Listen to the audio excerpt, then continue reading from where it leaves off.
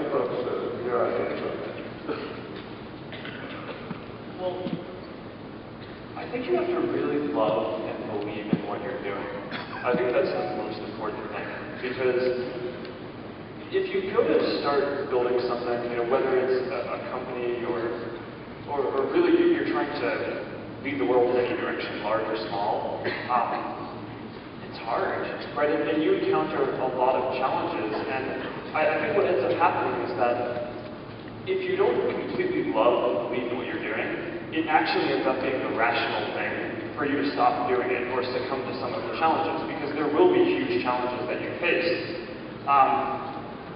So any normal person, I don't think, would want to build a company, right? I mean, the reason why I think a lot of people at Facebook and a lot of the other companies that grow can do it is because they're just really passionate about what they're doing. And I think like most people have something that they're super passionate about, and I would just encourage you guys to all find that thing.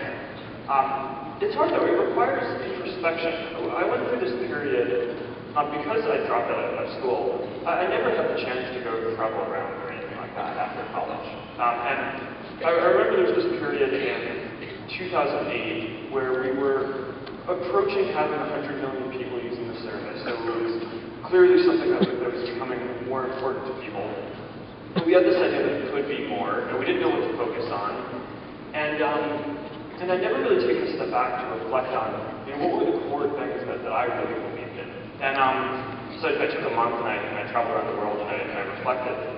And a lot of the founding principles of Facebook are that if people have access to more information and can be more connected, then that will hopefully make the world better. Right? It'll make it so that people can have more empathy, can develop and maintain more relationships, they'll have more understanding, they'll have access to more information that they want. And that's really the guiding principle for me. And on hard days, I really just want to step back and that's the thing that keeps me going.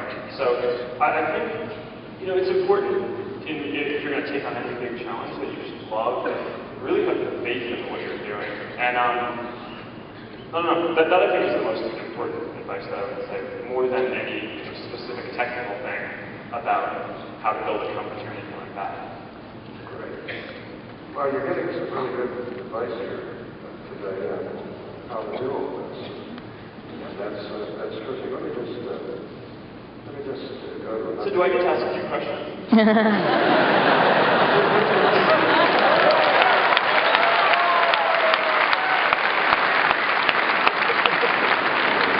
I'm not in your league. I don't think you do. Go ahead. You're right.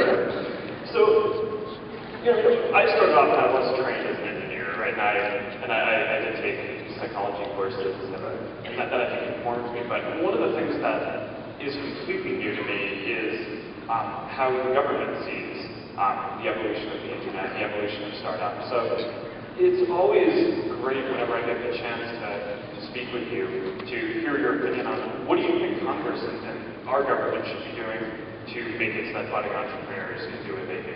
Well, I think the best thing Congress can do is keep out of the way.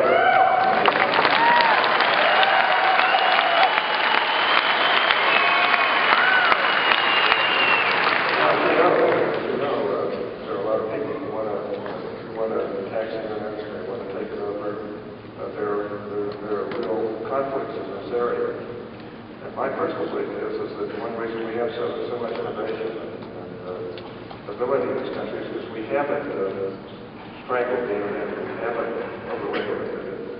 And some of the larger internet companies want that regulation because it keeps their dominance alive. I personally prefer keeping innovation alive and have people like yourselves who are really coming up with these great ideas with every opportunity.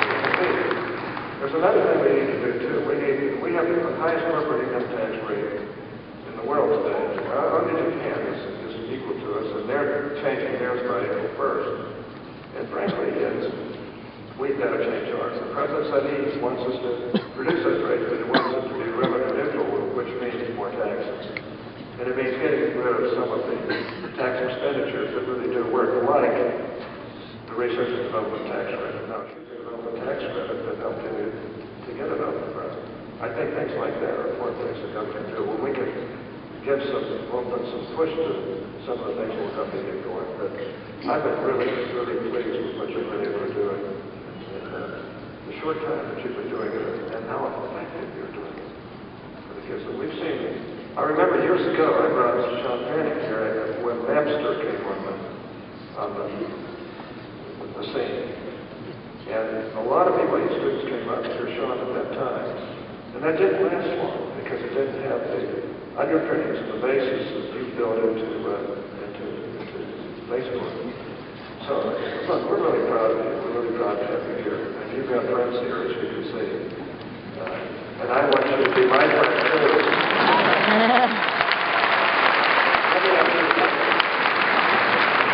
I just want to ask you another question because I think I'm certainly more interested in listening to you than they are to me for a minute. You guys know how to hurt a guy's feelings or something. But I do that, so I'm humble about it. Facebook sees third-party developers critical to its robust user environment. What is Facebook trying to do to promote a better development environment? You were talking about development before we got out here with the president of the university, our great professor here. Tell me a little bit about that. Tell all of us. You know, it's interesting because you were just talking about how is that going to be iTunes at Apple or some music thing that Microsoft develops? Or is it going to be a new startup that's getting built that can use tools that are out there, some of which we provide, some of which other companies provide, but someone who just focuses entirely on music or entirely on games or entirely on education or health or any important area. So that's what we believe, right?